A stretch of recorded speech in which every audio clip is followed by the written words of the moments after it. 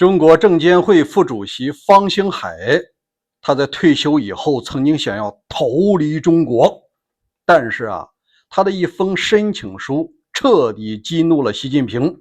最后他是被谁按住的呢？大家好，我是大卫，美西时间7月24号。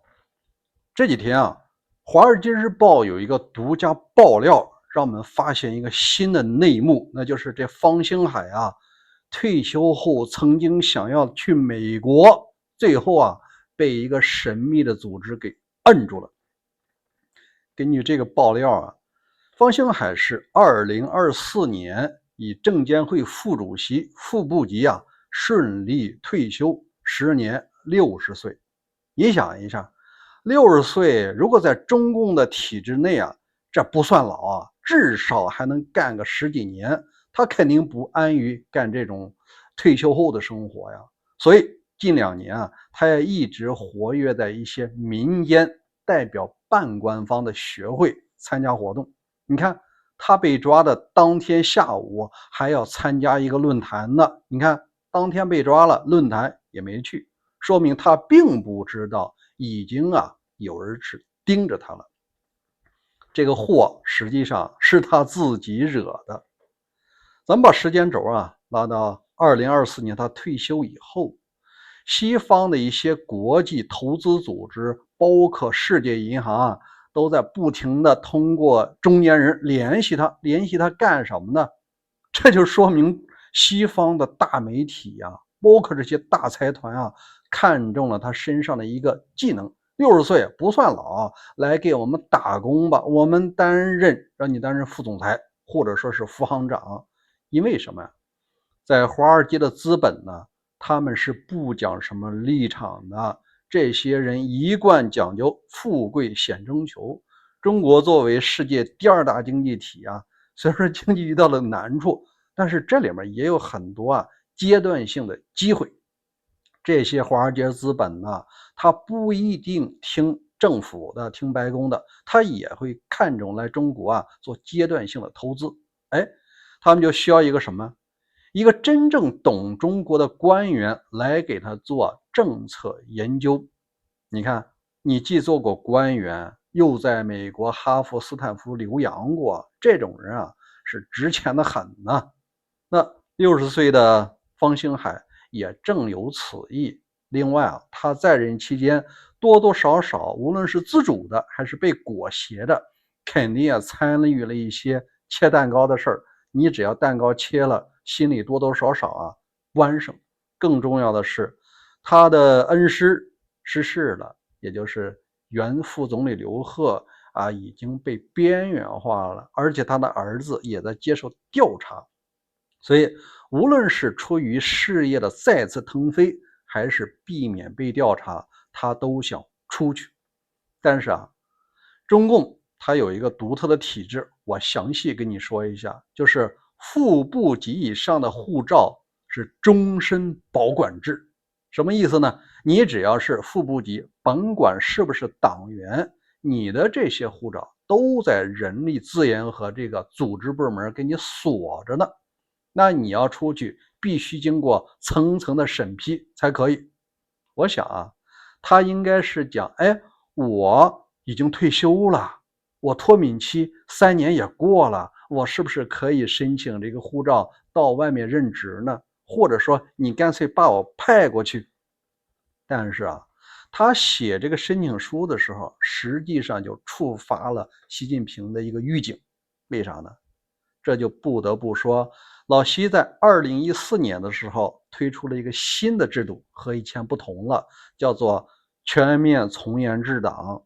他不光把人管在国内，你呢退休以后也不能出去。现在这个保管护照已经一竿子插到了科级了。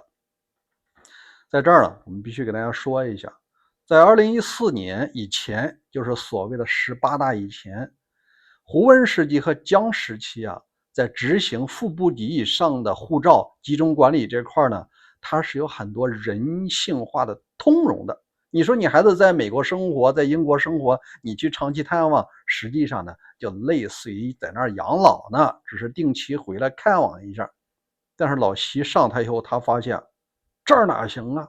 这直接会触发你在当官的时候想尽办法捞钱，捞够了以后，你到西方世界享受清闲去了，把中国的钱你弄走了，这儿哪行？所以说他规定呢，2014年以后，副厅及以上的护照终身保管，副处级以上的护照呢是保管5年，科级啊现在保管至少3年。你退休辞职以后，这3年也甭想拿到护照。咱们再回到这个方兴海，他这封申请书啊，以为像以前那样会特事特办，或者说呢，他心存侥幸，哪怕有一丝机会呢，而事实上，这恰恰触发了老习的组织部系统的眼线。你一个副部级官员，曾经掌握过中国大量的证券行业的机密，你现在要去西方任职，这怎么可能啊？必须查他，甭管有事没事都得触发了对他的风险评估。你说这当过副部长的人一查一个准啊，谁能经得起查？所以说这次官方通报的严重违法违纪你看过一段时间吧，会有2次通报，大概率有什么收受贿赂，在什么企业上市、什么监管方面进行了融通什么巨额财产来路不明，这些事一样的。至于说有没有和多名女性保持不正当关系那个就看他的人品了。我相信也很难能够避免这种事儿。那我们再来说一下，中共对这种国际化的人才，他的理念是什么呢？他的理念就是你必须为我所用，你要是不为我所用我就毁了你，或者我困住你。在历史上也有这种案例，给大家举2个例子。一个呢是数学家华罗庚，他呢是美国伊利诺伊大学毕业的，回国以后就被卡住了。他发现中国根本不是像以前宣传的那样，中国在欢迎人才，他就想回美国继续任教。但这个时候中共已经不让他回去了，他所有的美国大学对他发出的任职邀请都被扣留，而且他护照一直被扣押。你看，就这么一个世界级的科学家就在中国陨落了。另外，著名的文学家就是《围城》的作者钱钟书和杨绛先生，就他夫妻一样，他们当时获得了英国牛津大学的还有剑桥大学的邀请，过去交流访问和任职，就是你来我这儿当教授吧。但是中共觉得你这么大文学家，你不为我所用，你为西方资本主义去站台不让你出去。所以说他们在文革期间受尽了审查，多次的洗澡，洗了多少层皮最后你还得在中国落下。正所谓肉你得烂在锅里。